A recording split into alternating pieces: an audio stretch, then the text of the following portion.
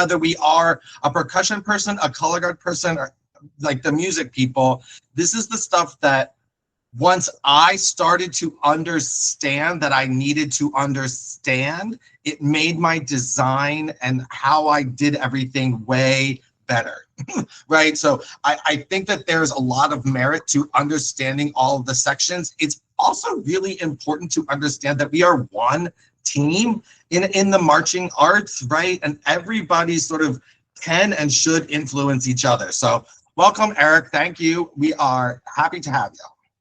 Awesome. Good evening, everyone. So I'm going to be covering percussion and visual design. So pretty much it's just how percussion and the guard and visual ensemble can work together, and essentially how we can integrate musical ideas into the visual design.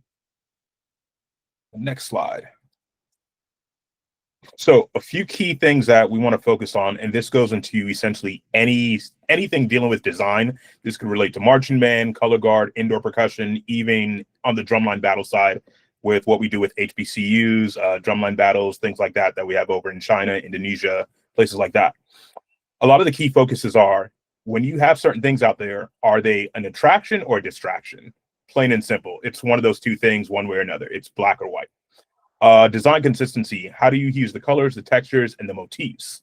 That's something that's super important, because everything that we do relates back to how we tell stories. And one of the best examples I like to use is the Disney factor. No matter what you do with Disney, especially if you ever see a lot of their Imagineer stuff, they really think through a lot of these concepts of, when you walk through the ride, how is the sound approaching you? Is it approaching you from 10 different points? Does it walk with you? Do you hear the little flies coming at you from the behind and then they jump in front of you? All those things are well thought through. And it should be the exact same thing that you think of when you get into the world of marching percussion or marching arts in general. We're trying to create those stories in roughly 10 minutes or less most of the time. The musical vocabulary as a blueprint for the visual language. How do we talk about pacing and layering? So avoiding visual oversaturation is pretty much like one of those big things. Are you trying to compensate for the music deficiencies by using a lot of visuals, and then you end up getting slammed at the end? How can you avoid those? Shared moments of expression and impact. So how can we correlate what the guard or the visual ensemble is doing to the actual musical portion, and vice versa? Pretty much using a storyboard and production sheet to ensure that moments can be checked off. Like, there's nothing worse than saying we have this idea in our head and it never comes to life for the 4 months that you're working on a project. So storyboards, production sheets, those really help with those. And then finally, role definition. Who leads the conversation? I've had a lot of different talks with different people that say, oh, well, we have this V ensemble and they kind of don't do anything. Well, did you tell them what to do? And at the same time, vice versa. Did they know what they were supposed to be doing? Did the musical ensemble know what they were supposed to be doing? So there's a lot of things that just have to be clearly defined, and it all comes from clarity. Next slide. So when we talk about attractions or distractions, we have a lot of groups that are using more props out there. There's some groups that have become a lot more minimalist compared to what they've been doing over the past few years. When you look at groups like Beatty, you look at groups like Crown, you go into the percussion idiom and you have like Broken City, Atlanta Quest. A lot of them have kind of gone in this backing track where now they're starting to revert backwards, as opposed to going forward, in the sense of, rather than going out there with a lot of huge props, we're going backwards and we're going to go minimalist, and we're going to simply play. We're going to make sure the story is straightforward as much as possible. So like in the 2018 strike program, they got a literal jet into the gym. And it was the craziest thing, going to rehearsals, seeing them actually cutting up the jet in the school. The entire school smelled like jet fuel. And all of us were just sitting around going, you guys are crazy. What do we do with this next? So it was a very intense thing. And especially to see how that whole story developed and things like that, that was a great use of a jet. And it was a literal jet that a parent got donated because they sold jets. So it wasn't a prop or anything. It was a literal jet that got cut up. That's a great way to use roughly over $100,000 worth of props for that. But then we see some groups come out there with $50 props, and it just doesn't serve a purpose. So there has to be a balance between that. So when we talk about the visual and the musical elements not aligning, it becomes one of these issues where people try to use props to tell too many parts of the story. And without the prop actually being useful, it just becomes another thing that you have to lug around, another thing that you have to build, and it becomes a problem. So the critical part of that is making sure that anything that we're doing actually relates to that musical content. So that means if there's a visual aspect to it, does it match the music? Does the music actually call for this? If it says, hey, we need 4 square boxes, how are you going to use the square boxes aside from just being out there? I spent some time with a group last year where I told them from the beginning of the season, I need 1 singular stool. We spent 3 months not using the stool. And then at championships, I said, this is what we're doing with the stool. And everyone was mind blown. They were like, that's all we needed the stool for? And it was like, yeah, but we had the stool here when we needed it. So problem solved. So little things like that really tie into it, and just making sure it's something that's useful, which is the attraction, as opposed to it being $10,000 worth of stuff in the background that just doesn't serve a purpose. So always think about those things and how can you relate to those. Next slide. So the design consistency. So a lot of times we think about these musical motifs, but we could also have visual motifs, like little things, whether we're doing a passe, we're doing some things like a rondezvous, whatever we want to do, we want to make sure those little ideas correlate to the musical motif. So again, going to the Disney storytelling, we have all the little themes that, like, when you wish upon a star, anytime somebody hears that little motif, they know exactly that they're picturing a star flickering across the scene and stuff like that. So by using that same standard, you can create this idea that it automatically relates to the story, it automatically relates back to the theme, and it's something that's able to be used over and over and over. And you could also modify it in specific ways, whether it's going to be modulating it harmonically, changing it up just a little bit, taking it down, like making it darker, things like that. But you're taking that same motif that people already understand and have heard, and you're doing something with it on the visual side, and vice versa. So one of the things that I like to do on my end, and it's funny enough, it relates back to what Nicole and Joey were talking about a little while ago. They talk about kind of, can you see what you hear and can you hear what you see? A lot of times what I do, I write my music in complete silence. So I turn off my speakers, I turn off my headphones and write all the notes to make sure I visually see the space, both on the paper, I have an idea, and then 45 minutes in, I'll turn everything back on and say yes or no. And it's helped me become a better creator, because now I don't have that issue of me hearing in my head, okay, I don't like how that sounds right now. I don't like how this is. I'll go back and tweak things, but I find myself taking a lot more risks and taking things off the paper, because I trust myself to know, okay, I know what harmonies I need here. I know what I need to hear in the melody. I know what these kids can play. So a lot of times that becomes what that idea is, just understanding where we're trying to go and tell the story before we've even gotten to the full picture of it. So that's just kind of like a little thing there. So with those motifs, taking the visual themes and ideas, like having a color palette, like, are your blues going to actually project harmony? Are your pinks going to do something a little bit more flourishing? So like in this picture that we have from RCC here, that's a major contrast between their black and white uniforms by having that pink and purple floor. But when you see it in person, it made a world of difference based on what they were playing. So the color palette, the shape, the energy, everything should have some type of arc there. And that simply means, are you taking the story from ground point A all the way to B, all the way to C, so on and so forth? How can all of those things relate?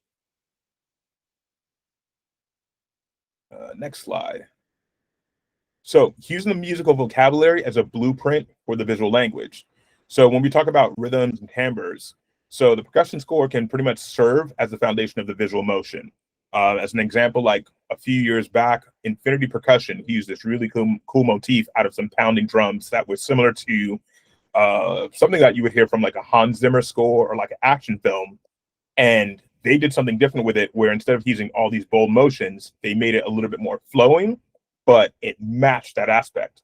So what they did was they took that musical aspect and made sure there was a visual reference that you would always see what's happening. Now, standard wise, depending on the class, whether you're A, open, or world, it's very difficult to do a lot of those things, because once you get into world class, it's all about innovation. Once you're in A class, it's simply, can you tell us the most basic story of Mary Had a Little Lamb? That's all they want to know. So something that we always try to stick to is just, as an example, if we have articulate passages that are fast, we want to make sure those are matched with sharp segmented motions, with pretty much just anything that's aggressive. And then when we have something that's sustained, like lyrical music, like imagine Amazing Grace or like Irish Tune, then we want to make sure we have things that are a little bit more flowing. There's continuous choreography. And a good starting point is simply, if there's aggressive music, aggressive motion. If it's smooth music, smooth motion. Now, that's where you start to play in the A open class, and then you get into world class where you can play with those ideas, but it has to be good. Nobody cares what you're doing unless it's clear, plain and simple. Pacing and layering, avoid visual oversaturation. So when we talk about that, visual design must be aware of musical pacing. So when the music is dense or aggressive versus overly intricate visual content can clutter the moment and become a distraction. And that's one of the worst things that we want to see, where nothing matches up and it's just a bunch of random stuff out on the floor. It's almost like you just puked and you said, hey, here's our show this year. That's one of the last things that we want in this activity. So with clear statement elements, timing of visual impacts, and the use of negative space, both visually and sonically, that helps the audience process the information, allowing music and motion to enhance one another rather than compete. And that doesn't mean like we always have to be playing some phrases. That means sometimes we need breath. Sometimes we need space in order to make something happen. And in the world of arts, everything is simply sound and silence, plain and simple. You can't have sound without silence. You can't have silence without sound. So you have to make sure you're understanding how the pacing of those things work in order to create those moments. Again, going back to Disney, every Disney story follows the exact same pacing where it takes you up, it comes back down a little bit, it takes you all the way up to the point that you want to cry, you come back down, and then you reach the tail end of it. So it's all about understanding. If you watch any great indoor show, if you watch any great marching band show, or even drum corps show, they all practice pacing at the best levels. So it's about replicating the same emotion every single time. If you get to the biggest hit of the show and it falls short because it's just a few dBs too soft, you're not going to have the same impact. The goal is to make sure it's always the same thing. If you watch Cinderella for the past 10 years and you watch it again for another 10 years, you're always going to cry at exactly the same moment. And that's the point of the Disney magic, to make sure you're able to replicate the same thing. It always has the same emotion and it always elicits the same reaction to it. And one more thing. So don't just use the props to say we have 70% of the floor covered in props, like we say, but if you're not going to use them, lose them, plain and simple. Right. So shared moments of expression and impact. This was one of my favorite ones that I was typing out. Designing key moments where the battery, front ensemble, and visual ensemble arrive at a shared expressive or emotional point creates unity and audience engagement. In the musical world, one of the most underutilized rules of physics of sound is that the strongest sound is a unison sound. The same is true in visual. So a few years back, a group out of, sorry, that's completely escaping my head, but Gateway Indoor, they did this really cool thing where at the end of the show, it was a show about heaven and ascension and things. It just became this really open moment where there was a lot of silence. Everybody took these mirrors and these lights and they literally just shined them up all the way in the Unity Arena. So everybody can see what was going on and it just looked like the heavens were opening up. But it was the fact that the entire ensemble was doing it. That's what made the difference.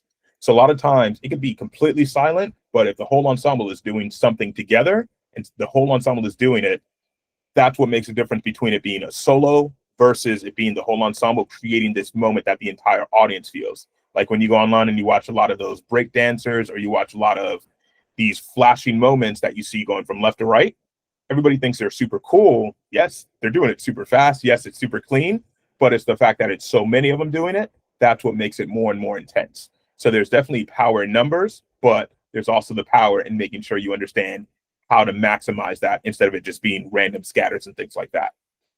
So these moments can be achieved through shared breaths in space, body movement from musicians, or using flags, equipment, choreo, and just anything that visually punctuates the musical peaks. So always make sure the visuals are matching what the sound is.